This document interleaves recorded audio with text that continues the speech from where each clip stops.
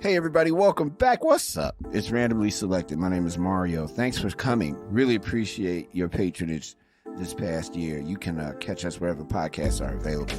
Tell your friends to listen and subscribe by all means. And thank you from everybody at the Silver Room. Thanks. Today's guest is Fritz Kaegi. He is the Cook County Assessor. We ask him his origin story. He's a Hyde Parker. We ask him how Hyde Park has changed since he grew up here. And what exactly does the Cook County Assessor do? I don't know, but we're about to find out. It's a new edition of Randomly Selected, powered by the Silver Room. So I grew up here. The origin story is I was born in Michael Reese Hospital. My man, me too. In Bronzeville. Yes. As was my brother. And I grew up at 53rd and Greenwood in Hyde Park. Okay. I went to Kenwood Academy, just north of us here. And every square foot of this neighborhood is a memory for me. So it's truly, we were talking about Tim Black a little bit earlier. He uses this phrase, sacred ground. Yeah. This is sacred ground for me. Because we were talking about the flamingo. That's where I learned to swim. Oh, wow. Saw the opening night for Do the Right Thing here at the Harper Court Theater. Larry, the guy who runs the counter at Valois, he's the guy who served food to me when I started going there at age 13. He is still there. My nemesis. I'm just kidding, nemesis. So I, my mom, so my parents were kind of classic Hyde Park people. My mom was a neighborhood activist. She'd been in the Peace Corps.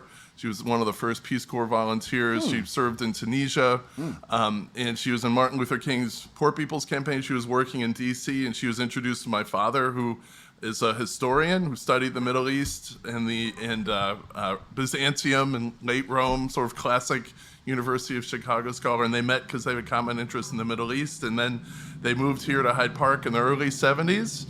And like a lot of people in Hyde Park, people know your house by the names of the people who lived there before you. And there are still people who referred to the people who lived in my parents' house before they bought it in 73. So that's kind of sort of a classic Hyde Park story, How you've seen this neighborhood then with very unique eyes. How much has Hyde Park changed? Hyde Park has changed tremendously. You used to walk around the neighborhood, you'd see beaters everywhere parked on the street. You couldn't find a place to buy a pair of jeans. The highest end place you could take someone out on a date, if you could get a date, and it's not like I was getting a huge amount of dates in high school because I was a nerd, but Giordano's was about the best you got, or Eduardo's was the best you could get in terms of a date. For a while, we were talking about the kinds of things that are sold at the Silver Room. Couldn't buy there. There weren't live music venues here in Hyde Park. True. So it has changed a lot for the good. I think that it's more vibrant. You walk 53rd Street and you see all the outdoor cafes. You see all the different businesses, and the old classic businesses like Valois still thriving, and new ones like the Silver Room building on the culture and making it more interesting and Promontory. This is good. This is good for Hyde Park. We just want to make sure that everyone who wants to live here can stay here. Right. And remember that Hyde Park is part of the larger South Side, and it can't be a bubble. When did you first, what was it that created the spark to be involved politically, to make you go from private citizen to public servant? There were a couple different things. So first of all, sitting around the dinner table at my house, my parents were just involved in things in the community and politics. So my mom went to St. Thomas the Apostle Church. One of her best friends that she met there was Jackie Grimshaw, who was Harold Washington's campaign manager. And my parents would be talking about, I grew up my first political memories are in the 80s, when Harold was the mayor, when there were council wars, and we fought, and it was everywhere. You could walk up, I remember just walking to school, and in the alleys, you would see on the telephone poles all the posters to get people out. We shall see in '83. I still remember this phrase from the posters that we saw just on the telephone poles. So that was in the water around here just in my life. And they would have Chicago Tonight on the TV at night, dinner. So that was part of what got me interested in seeing it, and just having my friends and families who were also involved and activated by this. The other thing is I went to Kenwood. And it made a real big difference in my life. I was kind of a troublemaker in grade school, and going to Kenwood was one of the best things that ever happened to me. Yeah. I had great teachers, loved the students that I was there, and as part of, at Kenwood, I played baseball, and we would travel all around the South Side to get to our games. There was no school bus that took us there. We would have to find a ride there. We'd have to take the bus to get there, and we got to know that was my first exploration of other neighborhoods on the South Side. So we played CVS and Englewood and Robeson, and we got to know these neighborhoods. And also at Kenwood, I go to the alumni events, and I was sort of keeping track of our classmates who were buying their first homes on the South Side in the early 2000s, and then South Side or South Suburbs. And then I heard about their experiences when the housing crisis hit. You're right. Housing prices went down 50% or more right. in some South suburban communities, but I was hearing that my property taxes were going up. And so that got me interested in saying, well, why is that? Because I didn't know much about the property tax system. And then I realized my work was in the investment world, and I know how to value big buildings, and I know how to value assets that trade in financial markets. And I saw that the big buildings downtown were very artificially undervalued. And I made the connection between that and saying, because they're undervalued, there is more burden being transferred onto people like my classmates who've been suffering from the financial crisis. So I started to make that connection. And I think just having the experiences that I had in the 80s and seeing how the city was being transformed after that, Harold was an incredibly good thing for Chicago. He eliminated a lot of elements of patronage politics, which we're still blessed to have. And just following how the city developed since then, it got me interested. I'd lived internationally in the 90s, and I wanted to come back here because I had those great memories. So that growing up here is a real integral part of why I'm interested in politics and having an impact now, because I can connect my origins with the skills and experiences I got in my job to fix the system, which has been so broken, and help millions of people. So that's the connection for me. As the Cook County Assessor, for people who have absolutely no idea what that means and what you do, could you explain the role of the assessor? Sure.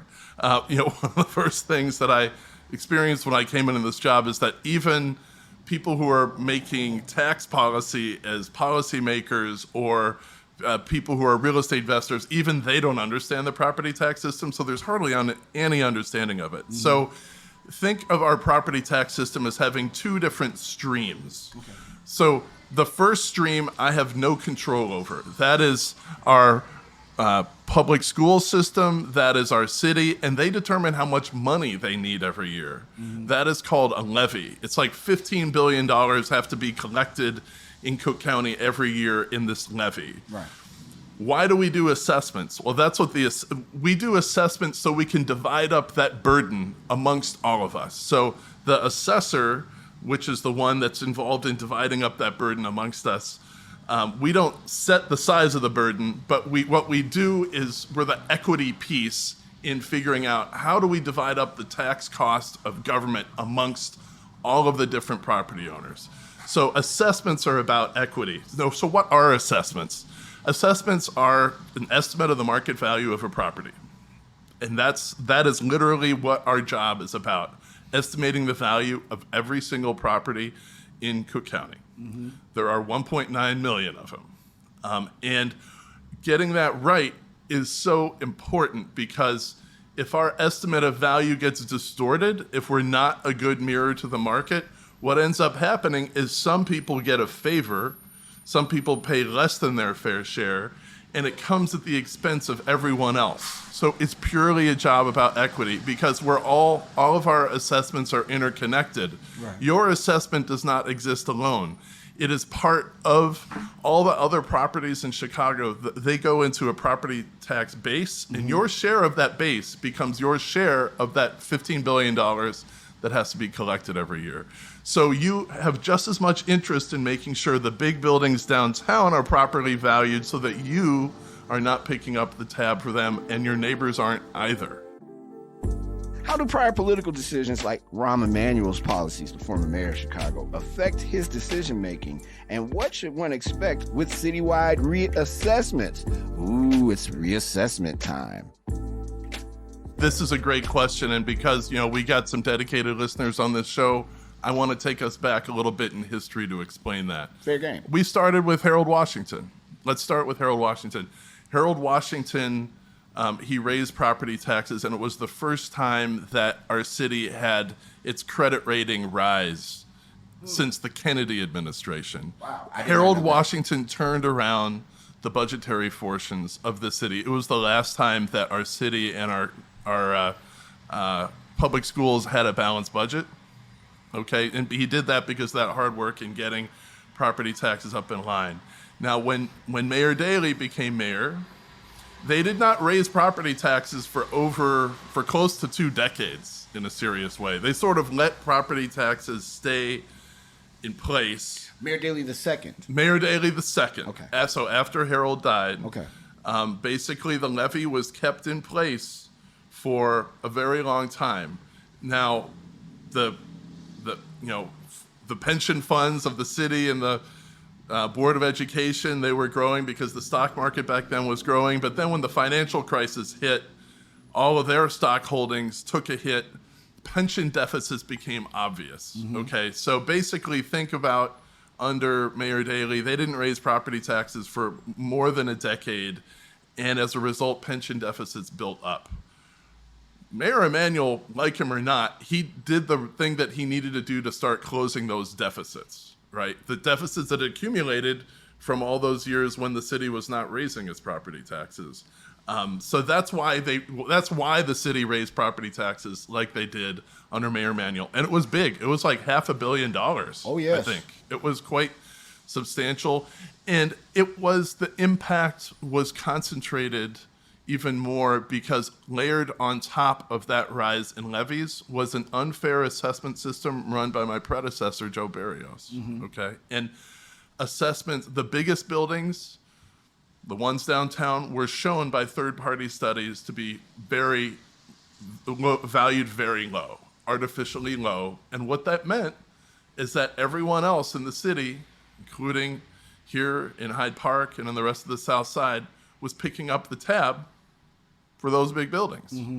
And that was an imposition that fell on millions of homeowners. And the impact was huge. If you look at the third-party study, and it showed that big buildings, when we came into office, were about 50% undervalued. When we came into office, that meant that the average homeowner might have been paying more than $1,000 per year, more than they should have. Multiply that by the hundreds of thousands of houses on the South Side. And that's helping the big buildings stay, trophy buildings is what they're referred to keep their assessments low. We were essentially paying for them. Right. In assessments, there is no such thing as a free lunch. Someone's getting a artificially low assessment. Everyone else makes up the difference. Small business, and homeowners.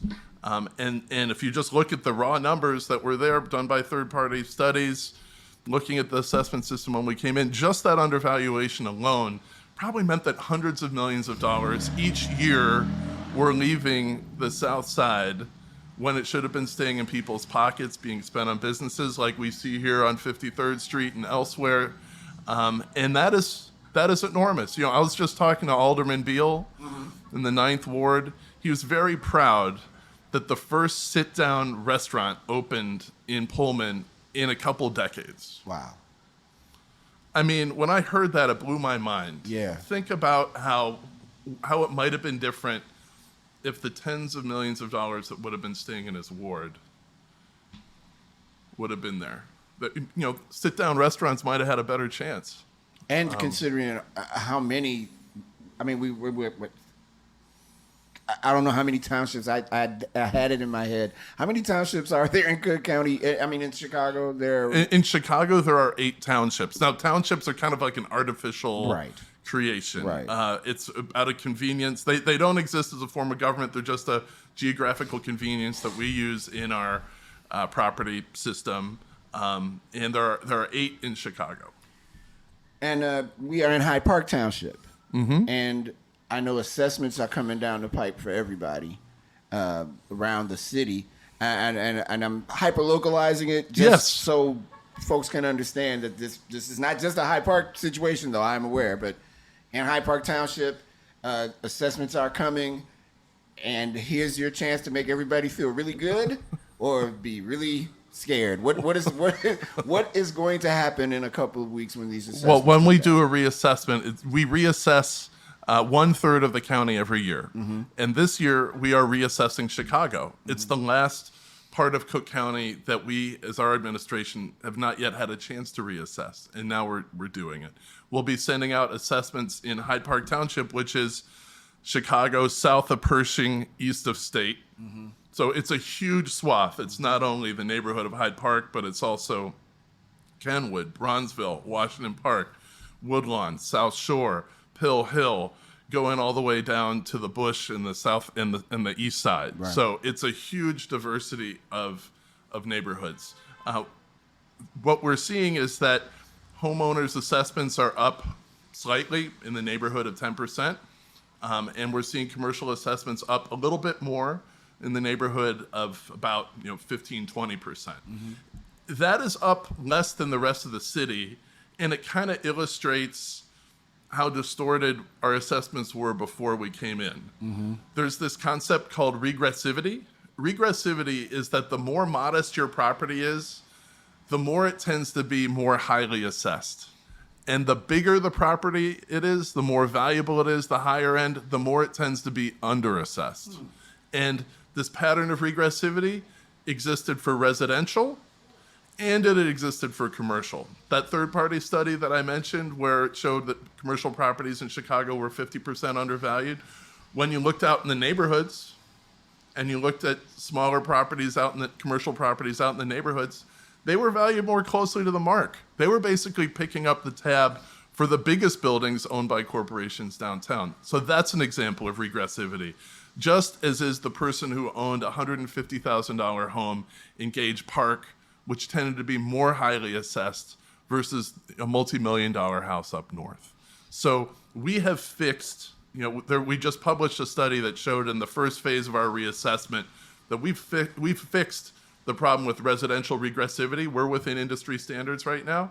And in commercial, we are getting there. But I think what we're seeing in Hyde Park just goes to show that there was regressivity that was penalizing the South Side and Hyde Park Township before, and it will be redressed in our assessment. Because here's the big takeaway.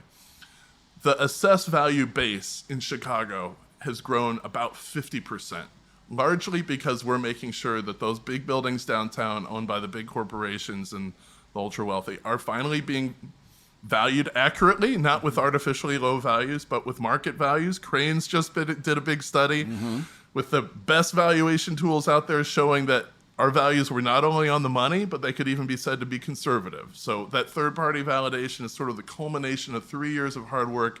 But the big takeaway is that when the base is up 50%, everyone should think about how your assessment is up compared to that baseline.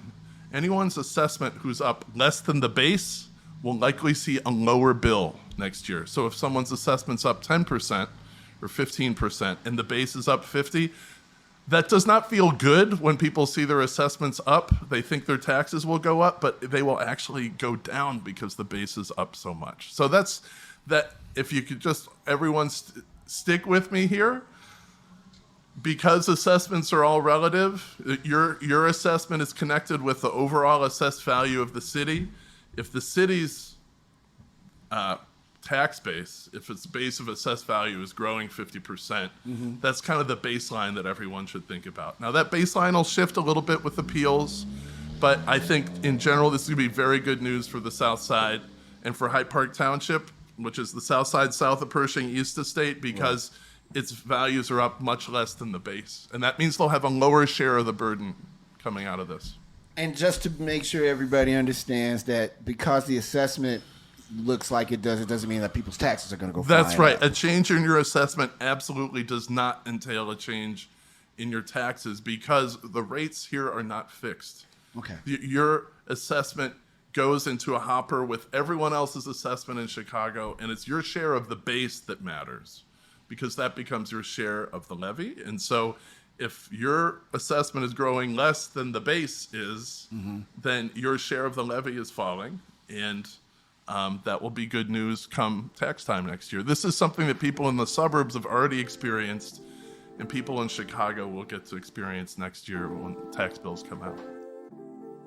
So downtown Chicago has another name, and it's a name that is known by politicians and police. It's called the Central Business District.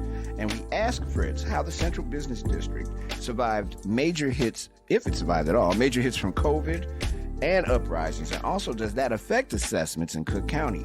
And when you hear buildings like the Aon building, the Prudential 1 and Prudential 2, the Sears Tower, because Mario can't call it Willis, those are called trophy buildings. We also asked Fritz, how does that affect the reassessment of trophy buildings? All that and more with Fritz Kaegi on Randomly Selected. It absolutely does. Anything that affects real estate markets, affects assessments, affects the share of the burden. So it's something that we all should be interested in. And there's hard to think of anything that didn't have a big effect from COVID, right? Our lives were transformed in terms of people are staying home. My wife is a teacher. Anyone who's involved in our education system who has kids at home felt how different life is and is still dealing with the consequences. We're all still adjusting. All the things that we're talking about with the supply chains being disrupted were affected. And all sorts of different kinds of commercial and residential properties were affected by COVID. So, for example, I was talking to people who own businesses on 71st Street in South Shore. Right. And they said that, look, since COVID hit, we have trouble collecting rent from our tenants. We have increased security costs. We have all sorts of other costs to cope with there's more vacancy around here. There's not as much foot traffic. That's a good example of the kind of disruption that affected retail. Hotels, of course, especially hotels that depended on convention business or international tourism, still not even close to recovering yet. Our office buildings downtown, lots of workers have not come back yet. At most, maybe a third of office workers are back in the office. That's a huge transformation. But what we do is we follow the data, we follow the markets for how these things were affected. And there is a fair amount of data on how markets were changed by the impact of COVID. COVID knocked down the value of hotels by maybe 25%. So we take that into account in our assessments. With retail, it did too. And it really affected some retailers like on the Mag Mile in an even bigger way. We take that into account. So our assessments for them have not changed that much because we did a big adjustment for them last year when they got hit. So what we do is we look at the effect as best we can with the best data that we have on every market. But, there have been some interesting signs of things that have been helped by COVID. For example, logistics space is booming. We see booming demand for logistics space all over Chicago, and it's a big deal for the South Side. If you talk to people who are in Pullman or people who own industrial space, pretty much anywhere in the city, there is a huge amount of development happening. Amazon is building and acquiring spaces all over the place. The market is very hot. People who own data centers. We're seeing takeovers of big companies that run data centers. We just had 2 big deals this month in November. About $25 billion of deals just in data centers. So those are thriving. The apartment industry is actually thriving. With vacancy rates way down, rents up, people paying high prices, all sorts of projects are being announced downtown. So it's a mix. And an interesting thing is neighborhoods are a little bit healthier than downtown right now. So 53rd Street, if you walk down 53rd Street, there's a lot of foot traffic, a lot of people. When we were out in the summer, you'd see all sorts of people eating outside. More activity there than downtown. Here in Hyde Park, I don't know if you can find any office space. I'm gonna go with no. Yeah, there's a hell of a lot of office space available downtown. Yeah. So it's a mix. And I think the thing that we were talking earlier about, what does the future look like? Are you an optimist or a pessimist? I am an optimist. In the history of humanity, every single pandemic has gone away. Mm-hmm. We want to make sure that everyone gets vaccinated, and so it does not take our friends, our neighbors, our loved ones, and it's touched people in our office, it's touched people that we know, but humanity does overcome this. We'll overcome it, and we will, go back to growth. There's so many great things in Chicago that I'm confident that we'll recover. It's just a weird time right now. We're adjusting to all the disruptions that came from the pandemic, and we're figuring out how to get on a more normal path. And I have to follow up with the uprisings. Every time something happened in the Central Business District downtown, the mayor raised the bridges. Yeah, people couldn't get to buildings if they wanted to. They couldn't. Some people who live in the South Loop, if they needed to venture further into the loop, they couldn't. Couldn't hit Mag Mile. There was just a lot of contention. When you're making your assessment, and just Fritz Kaegi, the man, when you're looking at these bridges going up every time something goes down in the Central Business District, and a lot of attention being paid to it, what are you seeing that maybe someone who does not do this for a living, because there's only one Cook County Assessor, what do you see when it's time to make those valuations based on the uprising that happened in the Central Business District? And let's not forget that the uprising not only happened in the Central Business District, it happened all over the place. One of my classmates at Kenwood, his family had owned a clothing retailer on 87th Street for 30 years. I know where you're talking. And, his family didn't own it anymore. They gave the business to his aunt, but the business was looted and burned down.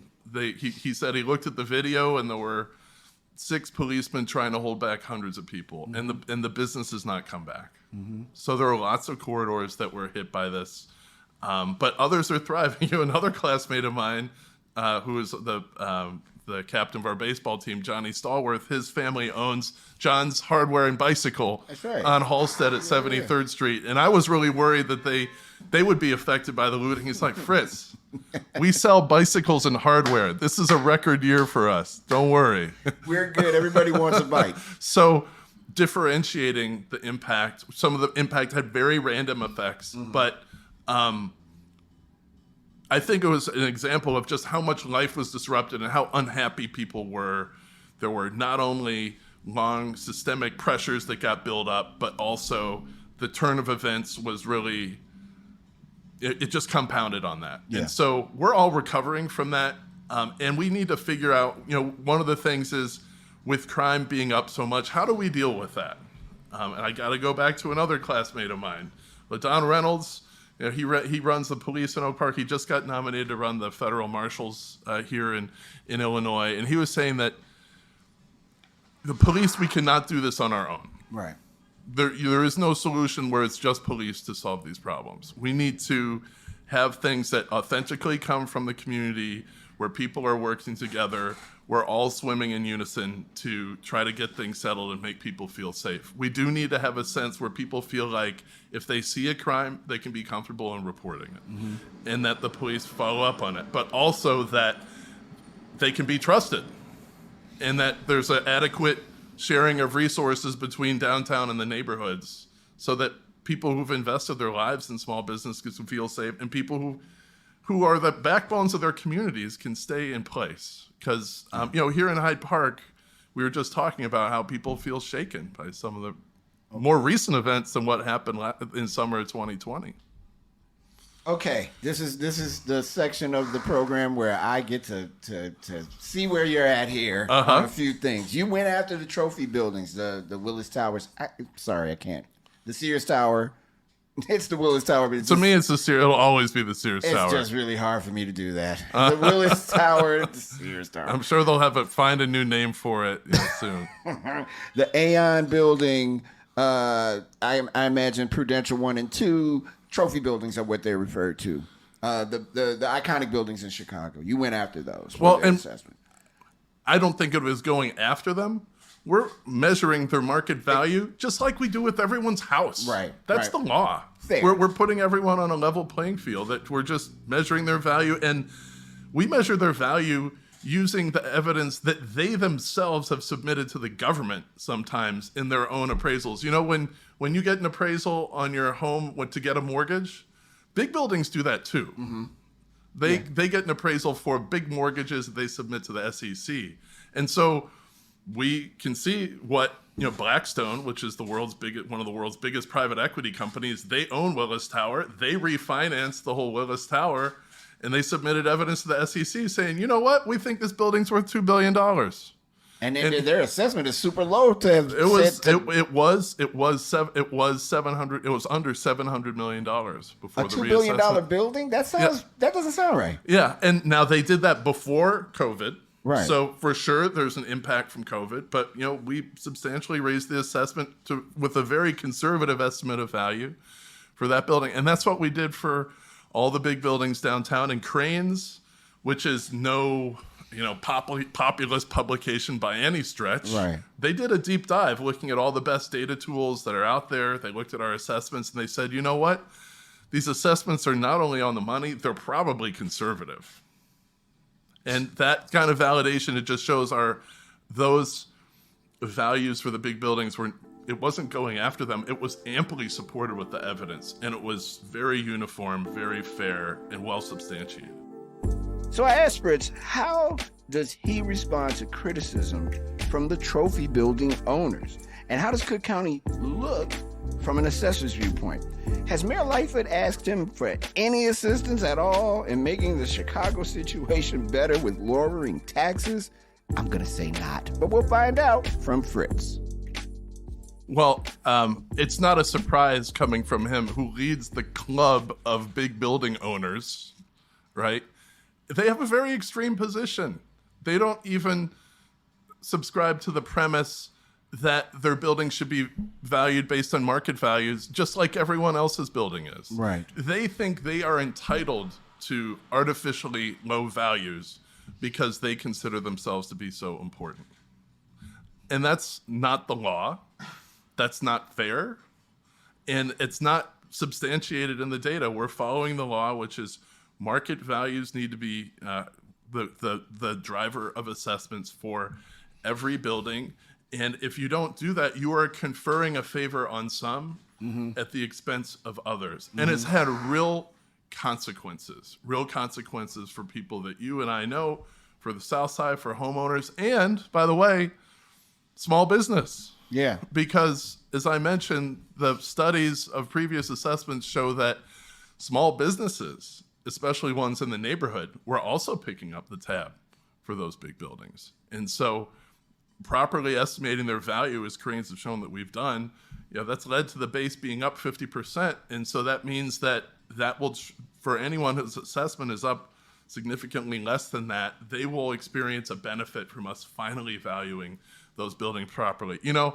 It's not a shock that the club of big building owners don't want to pay more. So I understand why he says stuff like that. But the data not only substantiates that, we're acting on the law. We're fixing a problem that was very well documented. And, driving a reform like this is not a walk on the beach.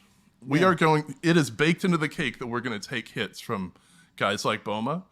But I think everyone out there should know that when we're taking a hit like that, it's so that small businesses like the Silver Room and homeowners don't have to. That's why I'm here. When we look at the state of the county in terms of property values and things like that, knowing that you haven't done the Hyde Park Township assessment and the other South Side assessments, how does the county look? The county is a pretty attractive prospect for people who are investing money who live here or from around the world. We're seeing people in the global context, and real estate is a global financial industry, just like any other kind of financial asset. People want to bring money here because it's attractive. The alternatives, real estate on the coast is more expensive. Bonds are expensive. Stocks are expensive. It looks pretty good to get a return of 6, 7, 8, 9, 10% on a building here in Cook County.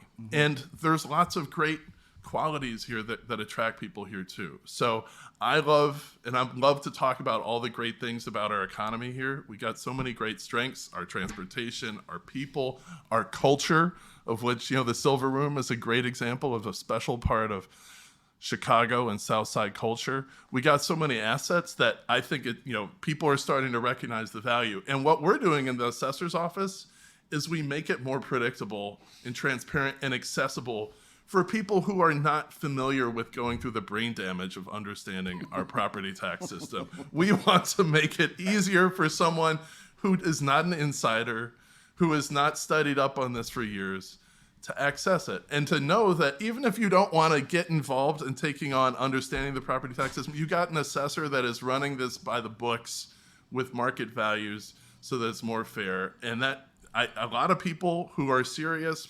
investors, people who live here a long time, that they want to put their money here, and it is going to be good for homeowners and small businesses who have invested their lives in Cook County to begin with. But, we got issues that need to be fixed. Don't get me wrong. Right. I mean, one of the greatest injustices of our property tax system doesn't have to do with assessments. It has to do with the fact that our school districts in Illinois have to pick up more of the tab for funding themselves through property taxes than any other place in America, any other state. We're dead last in America for our state supporting school districts and educating our children. 25% of school budgets come from our state. In most states, it's closer to 50%, including in Indiana. And that's why our property taxes are high. 2/3 of our property taxes are just for educating our children.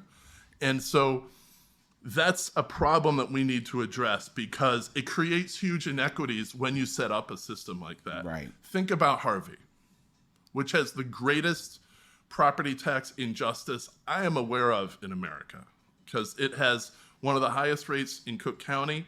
This rate is about 5 times the rate in Chicago. No homeowner in Harvey deserved that or signed up. It was not their fault. What happened was housing values collapsed after the housing crisis, and Harvey has experienced deindustrialization for several decades. And Amazon has tunneled out the value from all our retailers. And it's left a very small property tax base that has to support all the good people in Harvey and the education of their children. It leads to rates being automatically high. How do we fix that? Our state needs to chip in more for educating kids. So does our federal government. And we need to do this pretty urgently because of things like COVID. COVID is making our economy more digital. It's reducing the need for brick and mortar in a lot of what the economy does. And yet the digital economy gets a pass in terms of paying for the education of our children. It all falls on the backs of people who own brick and mortar here. That is a huge, I consider that the injustice from the inception in our property tax system. And so, and by the way, going to the optimistic side of things, if we just get a little bit more federal funding for our schools, the federal government only spends $15 billion on K through 12 education through the Title I program. President Biden has proposed doubling it. That could be transformative for our school districts in terms of their dependence on property taxes. Let's keep on doing that. I mean, $15 billion, that the federal government used that for breakfast. Yeah, right, exactly. That's less than what they did to bail out the airlines. Okay? And it's the education of poor kids across America. So that is something that is very tractable that we can all focus in on. And I tell groups like BOMA, the people on the skyscrapers, who legitimately, they worry about property taxes, okay? But I say to them, you guys should not have to carry all the burden for educating our kids. This whole digital economy, they should help to field it. So what we need to do is think about what are the strategies that we can do for getting levies down? Levies are paying for our schools. Let's find alternative sources of revenue for our school districts that don't depend on property taxes. So that's taxing income at the state or the federal level and financing schools with it.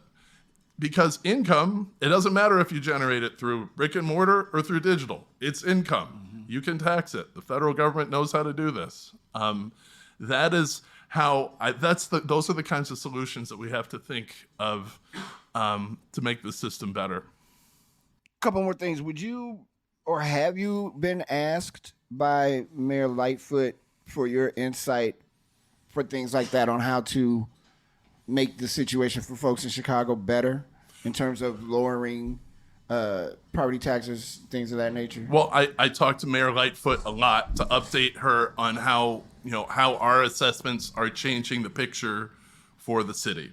Because as we've reassessed the city of Chicago this year, it affects the economic environment in Chicago. And I think she's very supportive of what we're doing and making sure that we're being transparent, we're being data-driven. She supported our legislation in Springfield to help us get better data. And she knows it's good for people in the neighborhoods and for small business, which is something that she's serious about. So we talk to her and her team about these issues all the time. Fritz, I'm not rich, but is this a good time for me to invest in property in Chicago? All my friends seem to be doing it, and apparently they're rich. Who knew? Well, I think investing in Cook County, like I said, in general, this is a good place to invest. We got a lot of value compared to the rest of America, and we got so many good strengths. I don't want to give advice about any particular sector. I don't think I should do that. As the assessor, I used to be an investor, so I do have opinions about this, but I try not to put my personal investing opinions or advice on top of the work that I do. But what I do say is that we publish a huge amount of information on market conditions in every neighborhood, and people should go check it out at cookcountyassessor.com, and they can see, when we reassess each part of Chicago, we take a deep dive look at the transactions that we saw in each neighborhood and the assessment conditions. I think all homeowners this year will see rates go down, so people should build that into their expectations. We don't know how much they will go down. The base is up 50% so far. It will get whittled down a little bit through appeals, but the rate will go down pretty significantly. And you can follow third-party reporting on it that might give you estimates that you could use on. But there is a lot of value in Chicago, and I see a lot of it on the South Side. Having grown up here, we got Kelwin here. He just bought a home in Pullman. Okay. We have other friends who bought homes around the South Side. The South Side's got so many great strengths, and I think especially with the reforms that we're having in place, more money is going to be staying in the neighborhoods. That's going to mean more money that's spent on local businesses, on employment. We're seeing booming things in logistics. We see office conditions pretty tight. I mean, Hyde Park is just going to go from strength to strength, I think, and we'll see that in other neighborhoods like South Shore. If you walk on 71st Street, there's all sorts of great ideas, and we have a policy that we put in place that we think is going to help rejuvenate a lot of these corridors. One of the things that we heard when we came into office was that the policies of the assessor's office were inadvertently rewarding vacancy, that you could keep a property 100% vacant and get its assessment cut by 90%. And that kind of created an incentive to keep a place empty, because a lot of people would just buy the property, keep it empty, stash it, and then hope they make money on the back end by the appreciation of the underlying land at a huge cost to the corridor, right? All the other businesses that are staying open lose the benefit of that foot traffic and eyes on the street.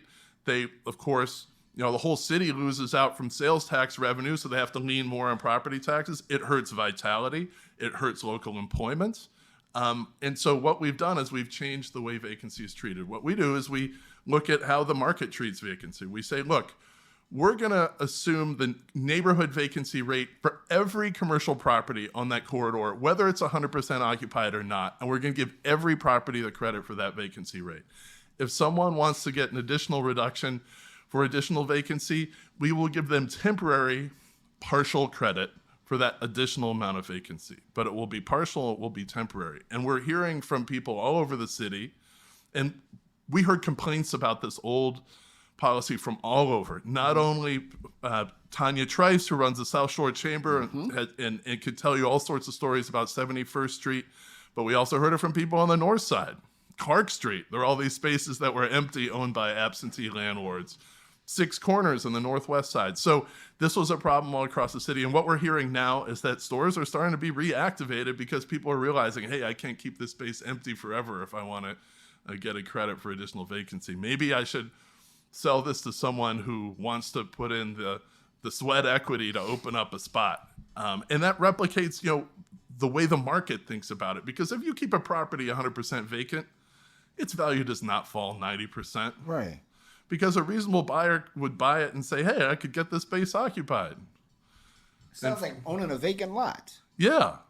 So this is one of the things that we're doing to address distortions that were in the system before from policies at our office that we think are going to have a beneficial effect on conditions, especially in places on the south side, which have had corridors where there was too much vacancy and it was a problem. And, I see the hardworking, people, folks in South Shore, how there are lots of great ideas for reactivating the space, and when we're working with them. I gotta ask, the Chicago Bears are threatening to move from Soldier Field to a facility that they're going to proposed in Arlington Heights. Mm-hmm. Is it in the best interest of the city of Chicago, Bears aside, and them moving aside, is it in the best interest of the city to create a brand new space, say Southworks on 79th, or right next to US Cellular, Guaranteed Rate Field on 35th? Is it in the best interest of the city to say, go ahead and move, we're going to build a brand new space? And I don't know if I'm asking you that as assessor, as Fritz Kaegi. Well, Mario, let me make a general comment, because as the Cook County Assessor, I assess both properties in Chicago and in Arlington Heights. Exactly. So, I don't want to take a position on where, the Bears should go. But what I would say is that there have been lots of economists who've looked closely at stadiums and say, how much value do they really generate for the city versus an alternative use? Mm-hmm. And there's an economist at the University of Chicago, Alan Sanderson, who's kind of looked at this and said that, these stadiums, they don't generate much more revenue than a Costco would. So, and that kind of feels weird, but it's true. If you look at the revenues that a stadium generates, it's not, and the reason why it looms larger in our minds is that there's lots of marketing that they do. We all love our teams. I remember sleeping out for tickets for the 88 Bears championship game. I'd never been colder than that game where, I don't know if you remember, Joe Montana and Jerry Rice played catch. There was not a single penalty against them. You're doing is making me to remember. Yeah, all right. Sorry to remind you. I've never been colder than that game. That was the week after the Fog Bowl. Yes. Oh, God. Don't remind me of that, too. But, I think... Randall Cunningham was taken out of the game by the fog. So that was a good memory. But we always have to be careful with the taxpayer's dollar on projects where they try to hold it out as this bright, shiny object. Yeah. But generally, it's not going to be a good deal in general when we're putting public dollars into private projects. The sports business is very profitable. They'll make a good decision wherever they decide to go. The public dollar does not have to be put at stake in a lot of these things, because these are pretty profitable multi-billion-dollar industries. I don't know if that's because I want the Bears to stay in Chicago or because I really just want to see the city have another a stadium situation that you use more than 10 times a year. Because you only use, technically, NFL plays in a home game 10 times. Yeah, and that's right. kind of like all that they really use it for, unless you're Soldier Field, which is a city park district property, where you've got the fire, you've got these great concerts, etc. I see room on the south end of Soldier Field that's being unused. That big building is just sitting there, Old McCormick Place. And then I think about South Shore. Yes. I mean, and the South works. That space is empty. Yeah. I see empty space and I'm like, man, they could put something in that space. Yeah, that's right. And, you know, entrepreneurs will find a way to make this. One of the great things about America is our entrepreneurs are endlessly creative. And out of difficult situations, entrepreneurs always find a way, whether it's in renewable energy or reactivating spaces that have not been interested, or just creating something new that no one else had ever thought of before, like the Silver Room. I know you're in the middle of kicking off your campaign for re-election.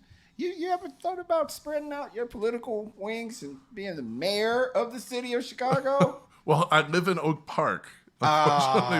You'd be the mayor of Oak Park. But I love Chicago. I think you just got to live here 30 days, Fritz. And people are counting on us to fix the assessment system. Right. So we got a lot of work to do. You know, we're just starting to hit our stride. You know, in the 3 years we just reassessed Chicago. We've been working for 3 years to get here, and the numbers are in, and we're getting good grades from third-party observers who are looking at us. But we need to have another turn around the circle to keep driving the reforms through. We know people are counting on us. This is something that speaks personally to me, having grown up around here, exploring the neighborhoods. I love buildings. I love business. I love communities, and it connects with my investment experience and valuation experience. And I feel like I love this job. I want to keep doing it and keep driving the reforms. And like I said, it's not a walk on the beach. It's hard work. We take our hits for it, but I just feel a calling to do this. I'm really glad we had a chance to sit and talk, man. This is really cool. I've not had a sworn elected official in here before. Well, hey, Mario, thanks, and we'll be happy to come back anytime. And since you're not running for mayor of Chicago, me neither. Perfect. All right, that's two people not running for mayor. All right. Well, you know, we all got our roles, different ways that we can make a difference in the world. Fritz, I'm not even going to go in and expound on that. You're right. Thank you, man. Thank you so much for being on Randomly Selected. All right. Thanks, Mario. Glad to have everyone out there listening to us today.